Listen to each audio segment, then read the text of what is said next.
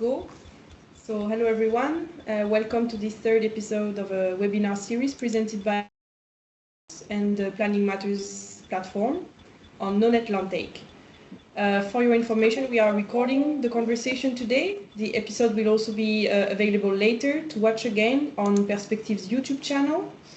For participants, in case you don't want to be visible on screen during this recording session, you can turn off your camera now. We will also share the slides to all connected participants after the webinar. And now I will start the presentation. Hopefully everybody will see that. Voila. So just one housekeeping rule, another one. Please keep your microphone muted during the time of this recording session, except of course if you're a speaker. Unmute only when we give you the floor for questions to the speakers. You can also use the chat to type your questions, including for the speakers after their presentations, and we'll be moderating at the same time as we go. My name is Cécile Huppert. I will be your host today, together with my colleagues Alfredo Corbalan and Nicolas Demoy, who is joining us today from France. We all work at Perspective.Brussels, which is the Brussels Capital Region Planning Agency, and we are also the coordinator of the PlanningMatters platform. So we have a very packed agenda today with two interesting presentations and also some reactions from other cities. And for those who join us for the first time, I will just quickly give you some contextual information about PlanningMatters and this webinar series. So PlanningMatters is a unique European platform for exchanges and discussions between urban planning agencies and departments from European cities. Our goal is to bring them together to cooperate and exchange at the European level, to also build messages on the European stage and promote the role of urban planning in Europe. The platform has been creating this year, 2025, and we find its origin during the Belgian presidency of the EU on urban matters, which Perspective coordinated last year in 2024. The platform is structured around four main activities that you can see on the screen. We have peer learning activities, job shadowing, some advocacy at the EU level, which we work on with, together with other European networks active on urban issues, and also webinars like the one of today. All interested planning agencies or urban development departments of cities or other urban networks are welcome to join the platform by just signing a letter of commitment. So if you are interested and want to know more, you can ask us now or later. For this year, we decided to focus on non-Atlantic and the different strategies to achieve it. So we launched a series of webinars on the topic in February, and we are running it until July with one episode per month. So the first episode was in February, and it gave an overview of what is non-Atlantic and the approaches in different European countries to achieve this goal. If you want to know more about what was discussed, I invite you to go on the YouTube channel and you can replay the video there. The link is on the slide as well. During the second episode, which was last month, we talked about compact cities as a possible model for urban planning, and also how this strategy of urban densification can contribute to the objective of non-Atlantic. And we had two interesting case studies happening at different scales of intervention from Helsinki and from Berlin. And here also we uploaded the video on YouTube, so you can watch it again. And now I'll give the floor to Alfredo to introduce the episode of today. Yes, thank you very much, Cécile. I will let you, maybe you pass the slide as well, yeah. It's easier. So yeah, thank you. So today we will talk about greening strategy to preserve green open spaces inside and around dense urban environments. We have two very interesting case studies coming from Turin and Brussels. The two examples are pretty different from the scale, but also from the type of strategy implemented to prevent land take. But both examples will focus on governance proposals that can concretely inspire you, urban planners, architects, to preserve green open spaces in your cities. So first, let me introduce the three speakers for the first three speakers for today. They will present you a project of peri-urban agriculture developed in Turin. And this project is part of a wider European interreg project involving 4 other cities. So the first one, the slide, yeah, it's Mariangela Pastorello. She's a project manager at the EU Fund Office of the City of Turin. She managed several EU-funded environmental projects, and all projects are including a strong citizen and stakeholder engagement. And she will introduce the Turin policy on urban and peri-urban agriculture. Then Giorgio Prete will focus on one specific project located in the fringe of the Turin city. Giorgio is project coordinator at Kairos, a social enterprise, and he is the manager of this pilot project. And finally, Andreas Guti from Budapest, he will zoom out and he will connect the Turin case with the Interreg project on urban fringe farming that he is coordinating. Andreas is project manager in the urban development company of one of the Budapest municipality. On the meantime, while they are presenting, don't hesitate to type your question during the presentation. We will have some time for question after the presentation. And now, without further ado, I will give you all of you 15 minutes to present the Turin case and the Interreg project. And Mariangela, so the floor is yours to start, and we are looking forward to hearing you. Thank you. Thank you both, and happy to be with you today. So yeah, my intervention is about the strategy of the city of Turin and how urban and peri-urban agriculture is a way to prevent sprawl, but also to support sustainable development. So if you go to slide 1, the next, please.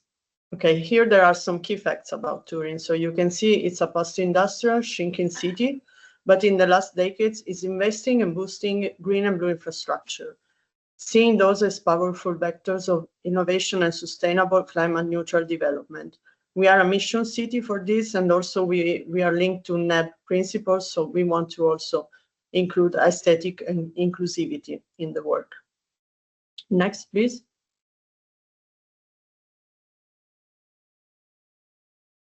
So here is an overview of the urban gardens in Torino. These are pretty widespread all around, and management models vary. So this is, I think, what is nice to examine further, and these are different ways to ensure that these places are well maintained and kept over time. Next, please. So we have, as I said, different management model. The more traditional one is this one. So municipal land is granted to a single citizen for food production, of course, small scale, and basically there is the district government taking care of each of these places. There is a dedicated regulation with assignment criteria, obligations, and also allowed cultivation methods. So in the next slide, you can see a picture of one of these type of spaces.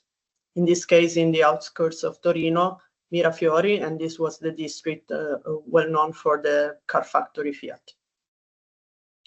Next.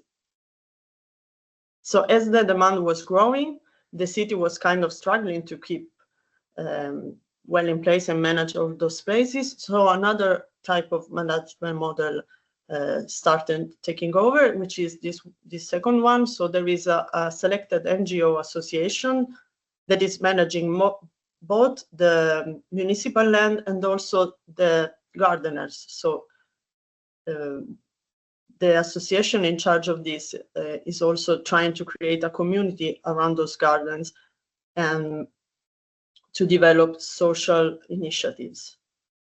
In the next slide, you can see another example in the same district. So in this case, Orti Generali is the main example.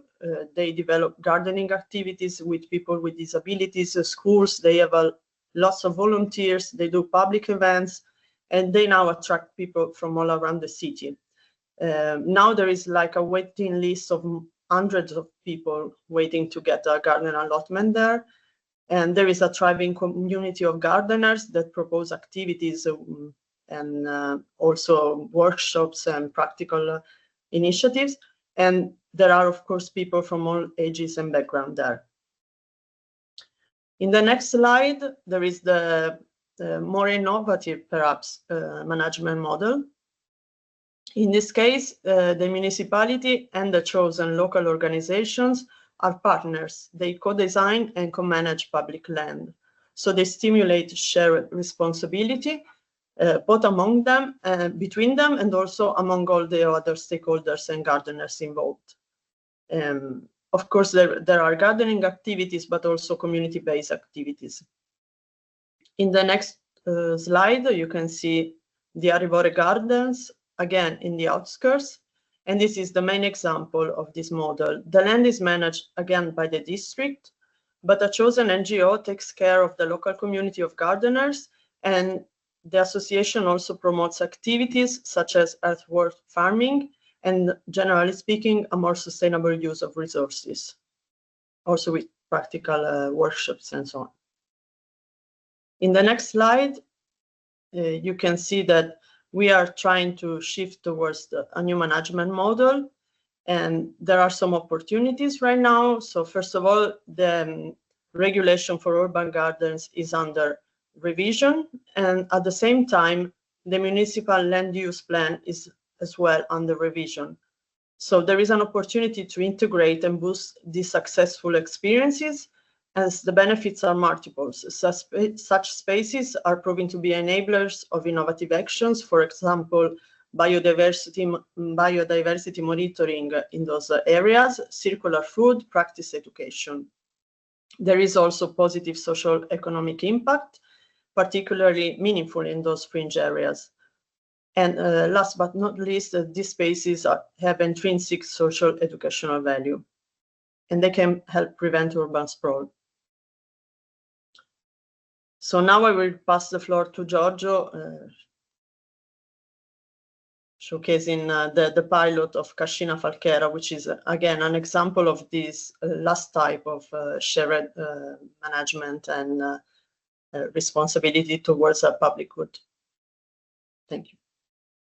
Thank you, Mariangela. Good morning, everyone. Let me introduce Cascina Falchera. As you can see, is a big farm in the peripheral area of Turin. This is an educational farm owned by the municipality of Turin. You can maybe click because there's more picture appearing. Yeah, and it's an educational farm owned by the municipality of Turin and managed by Consorzio Kairos, which is a social enterprise working on social development projects in the city of Turin. And we are managing Cascina Falchera since 2019, developing a lot of other aspects other than educational purpose. So we take care about migrants, social and innovative hub. We host a lot of animals, everything for an educational and social purpose. If you can click, the last important project is funded by the European Commission and managed in collaboration with the municipality of Turin, and consists in testing the circularity of the urban farm, implementing the urban gardens in Cascina Falchera. If you can go further, please. As you can see, Cascina Falchera is a little bit in the peripheral area, and we dedicated a big piece of land of the entire land owned by the farm. So you can see the area interested in the pilot project for urban garden. You can go further, please. Of course, we had a special collaboration with the municipality of Turin as the owner of Cascina Falchera, but also with a political purpose and important interest in developing such as. There's problems? No. Well, we have. Where we collaborate with the municipality of Turin, of course, and also in the context of the European project, we also have the technical support of the University of Turin, in particular the agricultural faculty, helping us to imagine, develop, and co-design in an efficient way, in a technical point of view, the urban garden. With the municipality of Turin and with the University of Turin, if you can go further, please. We are working on the gardens since it's 2 years we are working on it, and we organized a lot of local community engagement workshops to co-design, to organize activities with practical aspects and also informational, to develop a community around the gardens with interested in urban garden, circularity, sustainability practices for horticulture.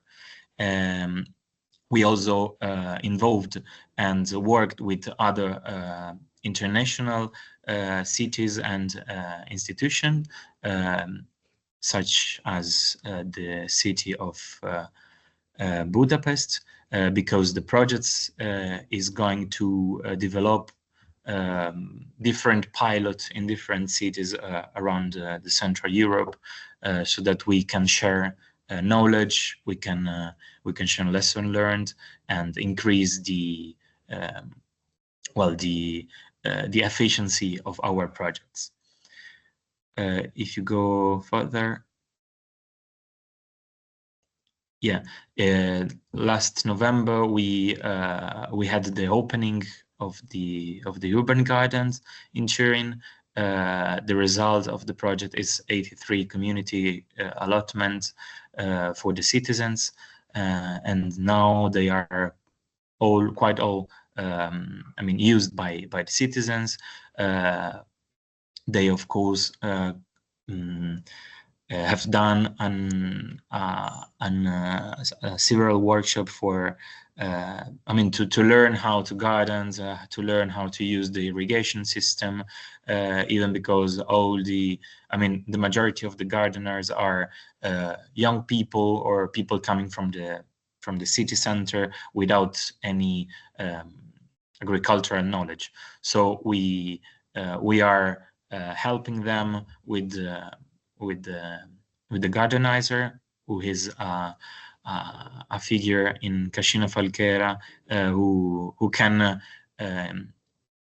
develop the social and the agricultural aspects both together to help the gardeners. So nowadays the urban gardens are really growing a lot of vegetables, and the first fruits are coming. So the first really we can see the first goals of the gardens. I think I finished. Can you go further? Maybe we have another slide more. No, I finished.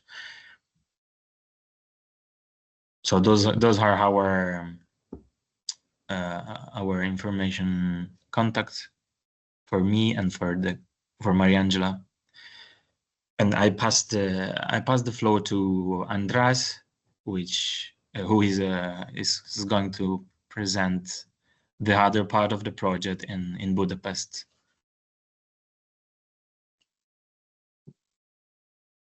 Sorry. Andras, Thank you. My name is Andras Guti. Good afternoon for everyone. I will very shortly just in a few words present the context of this the Turin Cascina-Falchera pilot, because as mentioned, it's part of the Co-Farm for Cities project. It's a central interact Central European funded project, and the main aim is the project, as it was mentioned, to create a model, a sustainable model for urban fringe farming, because all the pilots are, in terms of location, are at the edges of the cities. So we are working in a Central European perspective, and we aim to to prepare tools to prevent urban sprawl, and also to transition to a more sustainable food system and society.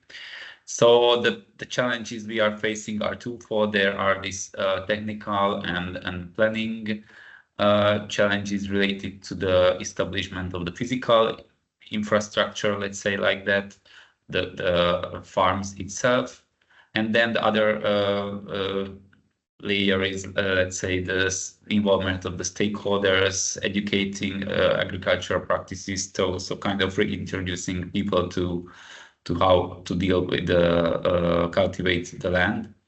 And also the operational questions are quite important. So we will prepare tools during this project. At the end, we will prepare an urban farm-based sustainable land use model, which will, of course, take into consideration of these technical and planning aspects, but also the operational and stakeholder involvement aspects, which are kind of equally important when establishing the farms.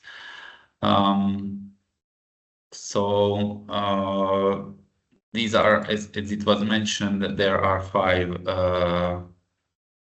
pilots in 5 countries. Each has a specific focus. Turin was already mentioned. Cascina-Falchera is a frontrunner among the partners, whereas Budapest, our district third, is establishing the first urban farm in Budapest. So we are building a farm from scratch, let's say, and with a totally new community. Krakow is establishing a mixed-use urban farm, so it will be a combination of a farm and a community garden, and also they will they're about to manage with an NGO operator, as just as in Turin now. Zagreb in Croatia is establishing an urban orchard, so it's a different focus. While Ljubljana in Slovenia is they already have urban farming gardens for schools, so they are focusing on the educational aspects of these farms. And I think we are just on time, so we will share. We are in the. We will have like 9 more months of implementation, and we are about to arrive to the phase when we are working on the replication and publication of the results. So stay tuned, let's say. Thank you. Okay, well, thank you so much, Mariangela, Giorgio, and Andras. As we could see, those projects very people-based. As I don't have any questions in the chat, we prepared a question ourselves on our side, Cecile, Alfredo, and I.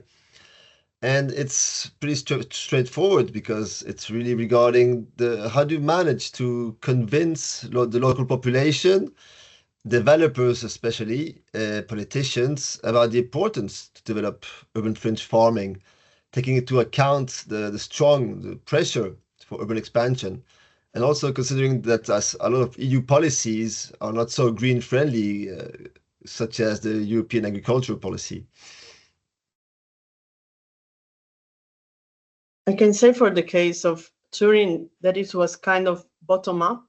So the tradition of urban agriculture is quite old, let's say, and it was important from southern Italy, because during the 1950s, 60s, around that period, the automotive sector was growing a lot. So a lot of people from southern Italy was coming to Turin to work.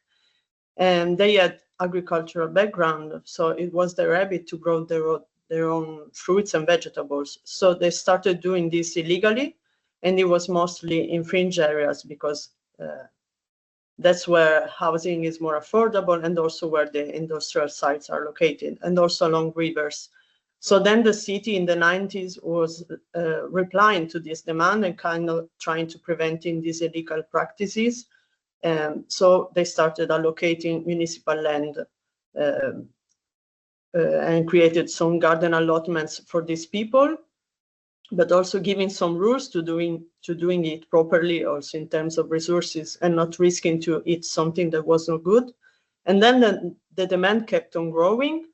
And also we saw the benefits of this in terms of well-being, or creating communities around these gardens, and also developing some socioeconomic opportunities in fringe areas. So then it was kind of evident, and we are accompanying this as much as we can. And also projects like this one are a way to get some funding and make those initiatives impactful and also sustainable in the long term. Okay, so from green belt to green people belt. Yeah. That'll be pretty interesting. If further on, Alfredo, the floor is yours for the next. Yes, thank you, Nicola. Thank you, Mariangela, for their answer and this information of context to understand how it came the development of farming. So the next speaker is we go now further north.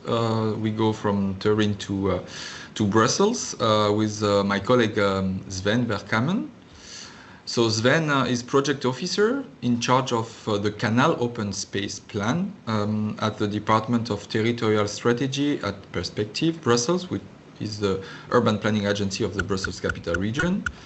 If the example of Turin that you just heard was proposing greening strategy in the fringes of an urban area, the example of Brussels focus on the greening strategy in the heart of a dense city, and also with the role that a canal can play. Now, please, Sven, the floor is yours. You have also 15 minutes to present us your case study. Thank you. Yes, thank you, Alfredo, and hello, everyone. Thank you for the introduction. So yes, I'm here today to present the Canal Open Space Plan in the Brussels capital region. It is an initiative that is sit within the Canal Valley that goes from the south to the north of the canal of the capital region. It's about 14 kilometers long. It consists about 17% of land area and a population of just under 200,000 people. It's partially an industrial and a harbor area with plenty of redevelopment opportunities, or at least there were in 2010. It's densely populated, but many new developments have their back turned towards the canal, which is actually a large open space, which is quite underused at that time. There's a big inequity of green and urban spaces, as you can see from the map. The big green open space you see in the north is actually the Royal Domain, largely, which is closed for the public, generally only open for a few days a year. And the canal area is also segregated by, of course, the canal itself in a way, but also by 5 communes that run through it with the different neighborhoods, and where the management is not always, or didn't used to be, so coherent. It's also a socially less favored and culturally diverse area with lots of manual workers, young unemployed people, high poverty rates, high mineralization and pollution levels, which actually doesn't help the urban heat island effects. So in terms of the planning context itself, the Canal Open Space Plan and the Plan Canal, which I'll explain in a second, are initiatives between the Regional Plan for Sustainable Development, and the canal area is the largest strategic development pole or intervention perimeter, and that's the red zone you see on the map.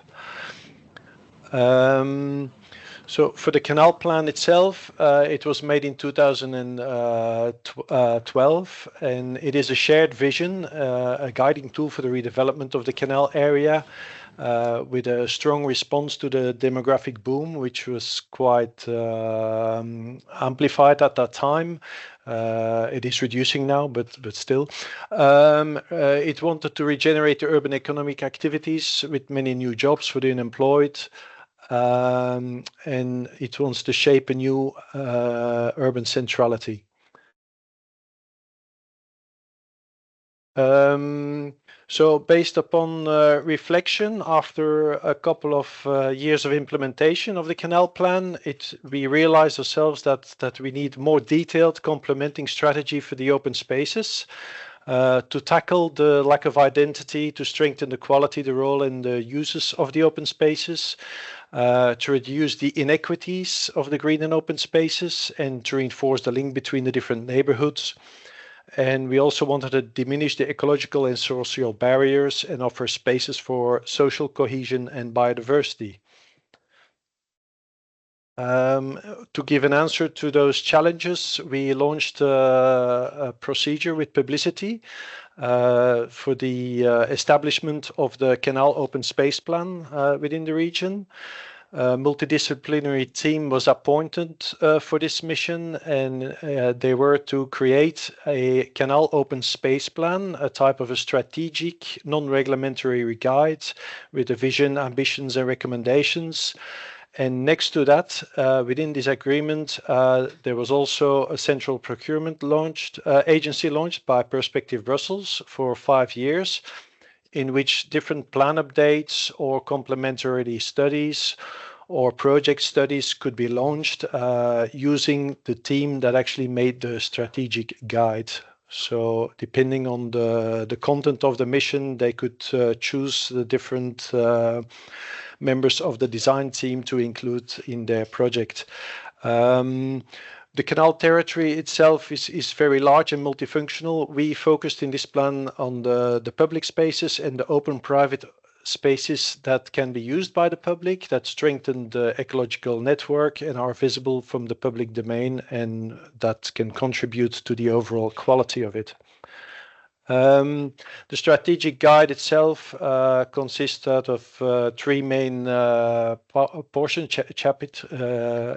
chapters: the vision and the implementation methods. Implementation method is also very important in this initiative.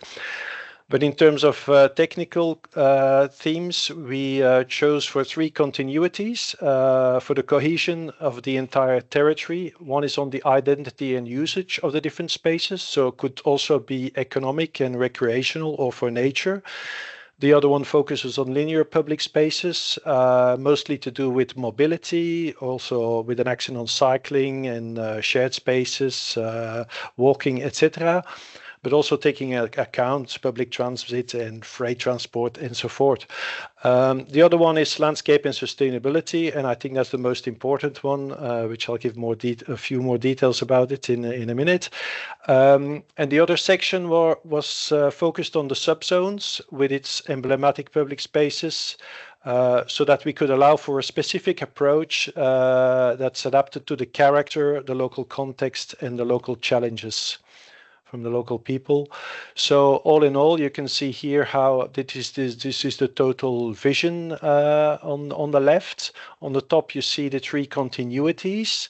An example of a continuity you find on the top right, which is the generic key. It's a kind of typology design by which we want pedestrians on the canal side, cyclists on the side of them. And next to that, we have groups of clusters of tree planting with in between them different functions, depending on what the local needs are. The other layers are the subzones. There were 9 in the canal territory we take into account, and also, of course, the emblematic public spaces themselves, which are repeated all over the area.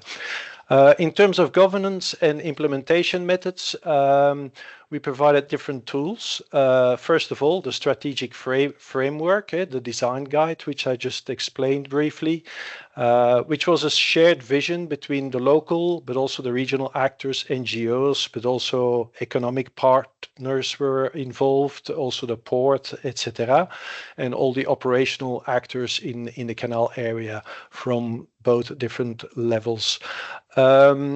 And that helped, of course, strongly the application level of this guidance instrument. Then we had a central procurement agency in which all the operational actors, public mostly, could use, local and regional, to create a design mission, for example. This gained them considerable time and was really a carrot to get the dynamic going.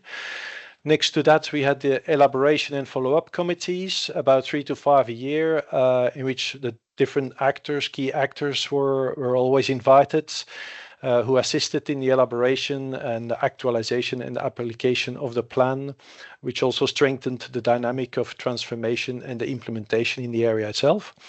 Next to that, Perspective also stood in for the guidance and the advice on all the different projects. It was also an open plan. That means the plan can be applied in a flexible manner. It is negotiable. The idea is that every mission would integrate all the relevant ambitions, recommendations, and the possible solutions that are listed in the plan, and integrate them within minimum one baseline development scenario. But at the same time, it's also an evolutionary plan. Does that means these scenarios, it's not a binding plan, so they can evolve based on environmental assessment that follows later, feasibility or other studies. But it's always on the condition that it stays in line with the general ambitions and the vision of the open space plan itself. The plan itself can also be actualized and updated, and the latest version is from 2024, actually, which you can find on our website. And that can always take into account the new plans, new visions, new strategies, projects or programs. For example, also from a new government, which we are waiting for at this very moment in Brussels. In terms of one big theme that is very relevant today, we have the continuity on landscape and sustainability. For that, we listed 5 different ambitions to reinforce the canal's 3 landscapes. You see the vertical perpendicular alignments on the canal. Those are actually a type of hedgerow landscapes. You see them in the north and the south, in the more industrial harbor areas. In the center, we think more of a gorge approach with grouped plantings along the canal itself. Another ambition is to reinforce the ecological networks, to manage stormwater in an integrated manner, and to diversify the biotopes along the canal. Here you see an example of 5 typologies of spaces we created to enhance the Seine, to let this underground river, it's nowadays largely underground throughout the canal area, to daylight it again in some cases not, depending on the situation, the accessibility, the density of and the availability of space. The ambition to reinforce the ecological network that focuses on connecting the larger ecological units, of which the Royal Domain, for example, also, but also Moeraske and many others. Tour Taxis, a parkland there, which has ecological value. Idea is to also to diversify the biotopes along the canal itself, to enhance the canal banks of the canal, but also of the Seine, which sometimes runs in open also, but concrete between concrete quays. And it's also the idea, supported by Brussels Environnement, to evaluate the ecological value of urban projects. And of course, the eco-friendly management is important too. Here you see some examples of how we look to green the canal itself by floating gardens, by canal side vegetation or lagoon zones. So by now or recently, we kind of reviewed where we were after 5 years of implementation. We over 100 projects were guided and advised by Perspective. 11 members were listed in the Central Procurement Agency. We launched 24 missions via this agency. At the moment, a more operational actor, Brussels Mobility, launched a new framework agreement to do more or less the same thing as the Central Procurement Agency. And multiple missions, as you can see on the illustrations, have now been completed on site. Others are still in realization. Some obtained planning permissions. Some are in study. Some other ones still have to be launched. And I think, yeah, this plan, and that's why you see the background here. It's been awarded as a good practice by Urbact. It has potential for transferability in other European cities. One reason is the strategic framework for urban river valleys that is applicable in other cities. The other reason is its specific governance and implementation methods. For such a strategic guidance plan, you need this kind of specific methodology because it's not reglementary. So you need to give different roles to different actors, etc., and have the right tools to achieve the implementation. The plan achieves optimum integration and acceptability by this participatory governance approach with multi-actor elaboration committees. It's flexible, balanced, and relevant as a planning approach. It can offer tailor-made solutions. And the dynamic implementation was boosted by the Central Procurement Agency, the multi-actor and follow-up committees, and advice and guidance on different projects. If you're interested to learn more, which I strongly advise you to and invite you to, I'd like to invite you to look this up at the Canal Open Space Plan at the Urbact websites.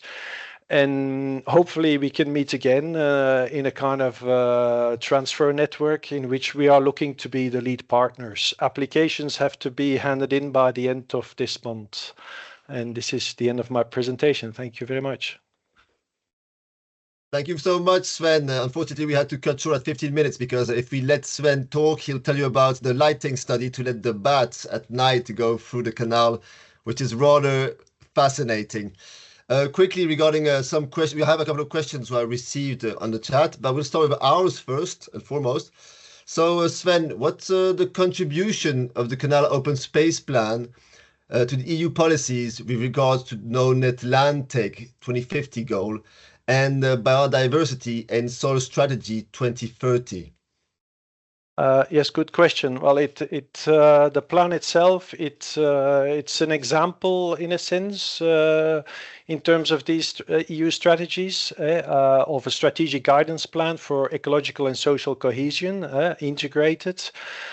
With an innovative implementation method and governance tools, it makes dense urban fabric, as we have in the canal territory, more desirable to live in, more resilient to live in, and it can reduce artificial land take, such as urban sprawl, soil mineralization. It can mitigate the urban footprint and even help to reverse some mineralization of open spaces.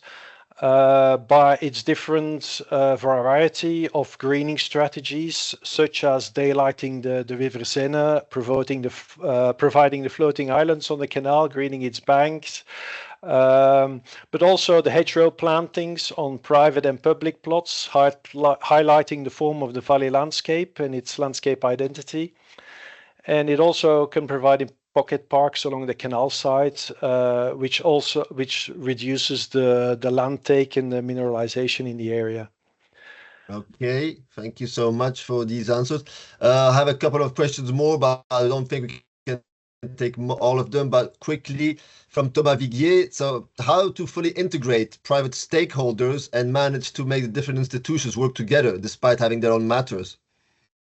Yes, well, at the time of elaboration of the public space plan, we also invited private developers, economic developers, but also housing developers, and we presented the plan to them to have their feedback. And generally, it was very well perceived. And I think in terms of its implementation, it's very important to have other actors active, such as the master architect of the region and his team, who follow up the plan in its initial stages, but also urban, who gives the planning permissions, Brussels Environment and Brussels Mobility. It's kind of a combination of different actors that look after the good and appropriate implementation of the plan and make sure it doesn't get forgotten and collect dust on a shelf somewhere without people applying it in the canal territory itself. Mm-hmm. And also, thank you. We also, regarding the lovely weather we have right now in the Brussels area, when will it be possible to swim in the canal soon? That's a very good question. I think it's always possible to swim in it. If it will be clean enough, that's a very different question.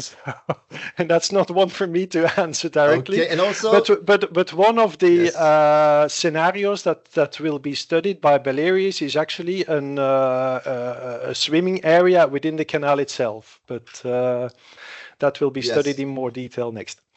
And back to the more serious questions. This central procurement agency, is it a public agency? Is it independent? It's run by Perspective, so that means it's public, yeah. Exactly. And also regarding given the industrial past of the canal, has the soil quality been taken into account during the development of the plan?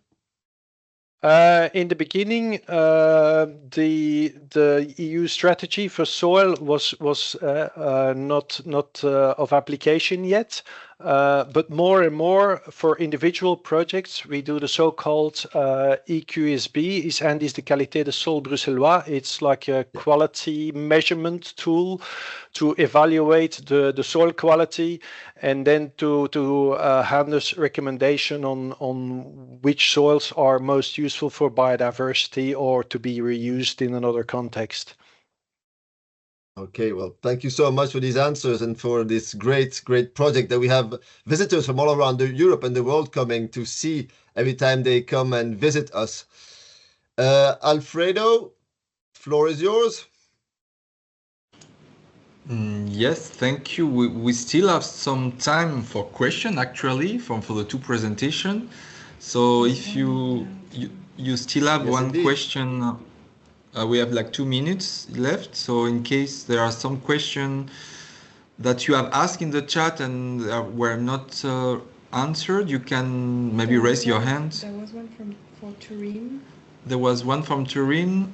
About the land use designation of the ground. Ah, yes. Yeah, there was for Turin, there was a question on what was the land use designation of this ground that you presented. Was a question from Jack Christine. Yeah, and Laura Ribotta from Torino answered, and she wrote that in the master plan, now most of them are in park areas, but the reflection on this will be with the new master plan. Maybe more details from Torino regarding that? As we ourselves are in the midst of updating our land use master plan. Yes, Laura Ribotta from Torino, and we are reflecting how to introduce some agricultural area, in particular in peripheral area, in the master plan. For now, most of our vegetable gardens, municipal or managed by NGOs, are in green parks from the master plan definition. But it's ongoing, this discussion.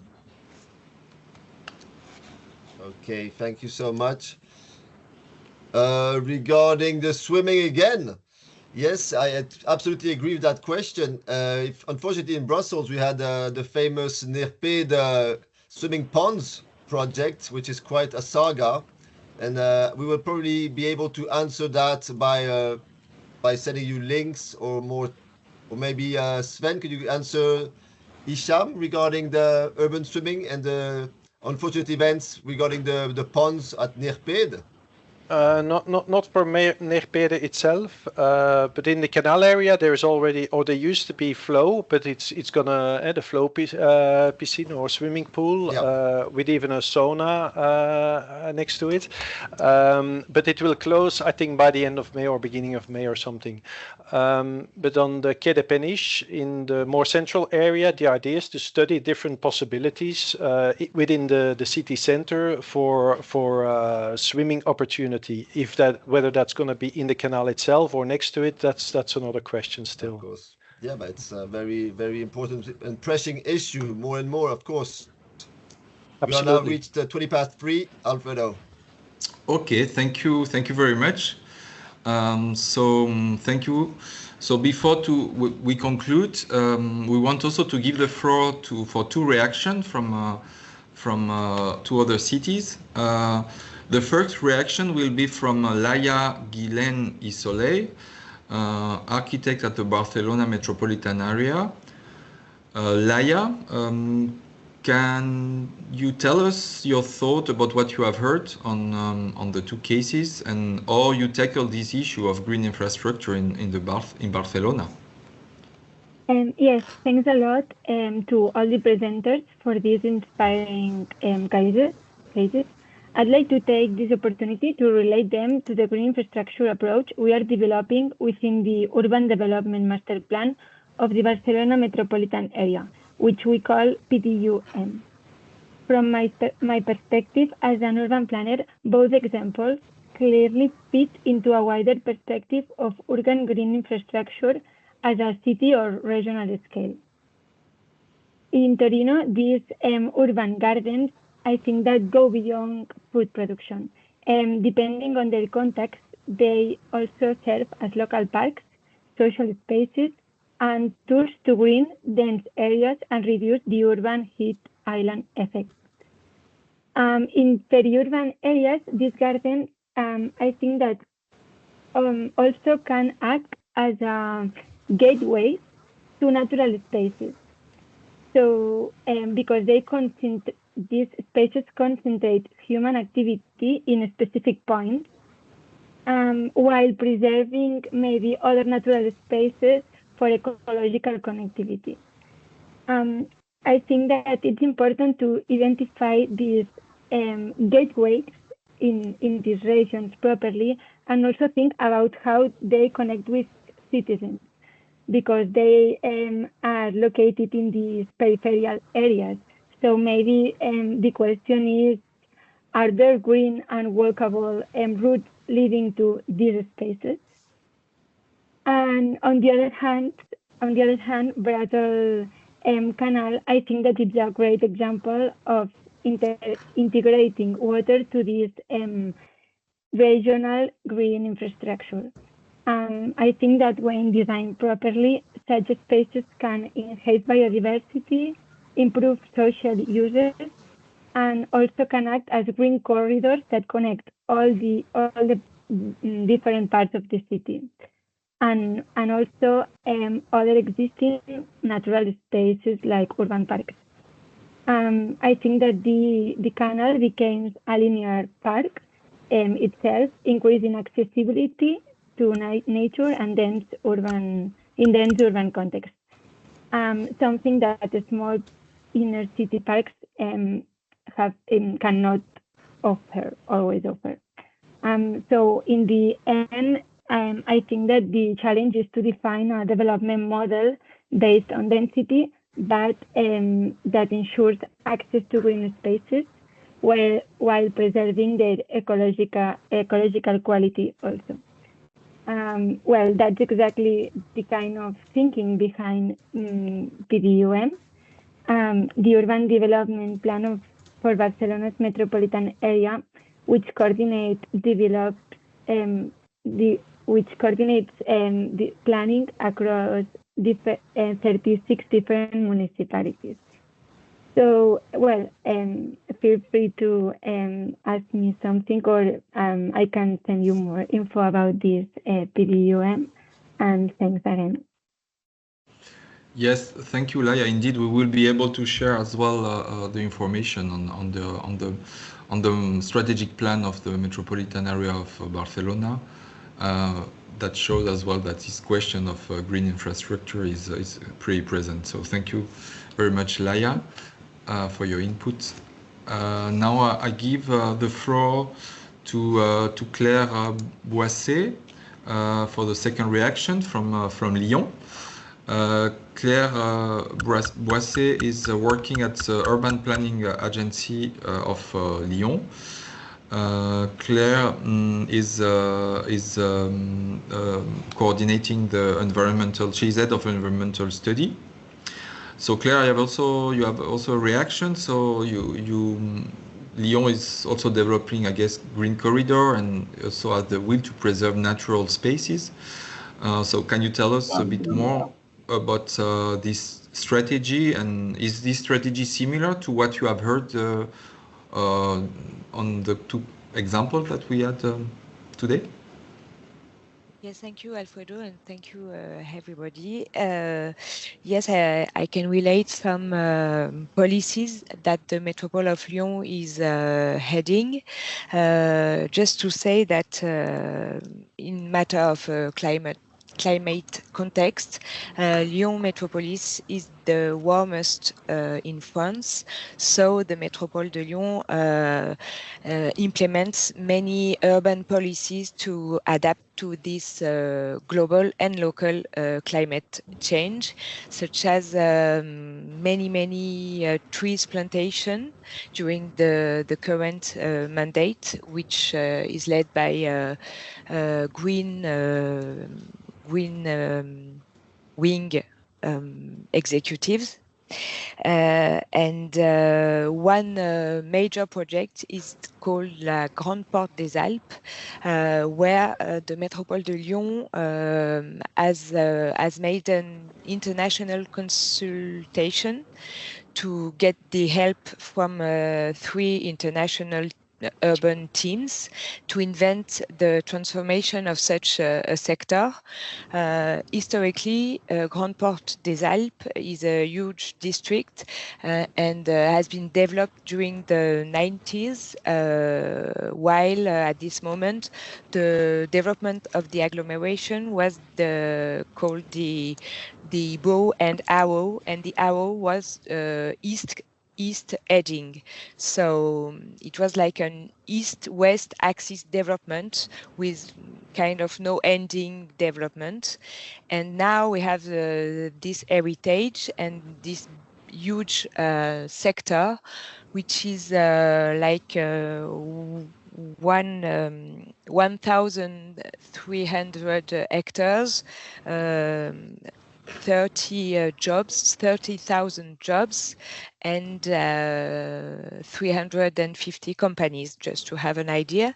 And now the Métropole de Lyon is wondering, thanks to the help of the 3 teams, it can transform such a sector. And the idea that raised was to build a huge green infrastructure and a huge great forest to cool all the sector and also the agglomeration. And because there are many urban heat island issues and so on. So the idea is to implement the principle and components that are led by the master plan, which is under revision. It has been finalized in March 2055, and hopefully it will be approved by 1 year. So the main idea of this master plan is because it's very linked to the transformation of the Grande Porte des Alpes. So the main idea of the raised by the master plan is to implement and develop a huge agro-wooded and agro-aged framework at the scale of the whole agglomeration. And such a green framework is composed by first, landscape and agro-ages, which are buffer zone between urban and natural or agricultural areas. And the principle is to have a very generously planted zone. So it's kind of in the fringes. Yes, and I will. And this is one component. And the other main component that I can raise now within the 3 minutes is the refreshness.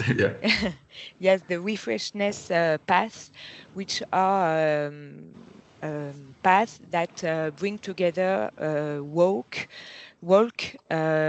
cycles, and also is support for biodiversity. And the idea is to get into the very constitute and artificialized area of the core metropolitan agglomeration. Shortly said. Okay, thank you. We will also share as well the information and the plan that you shortly presented. Of course, thank you to both of you. We can see that we could have made as well a full webinar with your two practices, but yeah, we have a lack of time. So thank you, big thank to all of the speakers. And now I give the floor to Cécile for the conclusion. Very short conclusion, just to say thank you for being with us today for this third episode of the Planning Matters program of webinars. And also big thank to all our speakers today. It was a great discussion. We will be back next month on the 28th of May for the fourth episode of the series, this time focusing on urban recycling and the reuse of spaces and buildings to reduce urban sprawl, with examples from Bratislava, from Prague, and from the Brussels Master Architect team. We will also, as we said, share with you the presentations of today, and you will also find very soon the recording on our YouTube channel.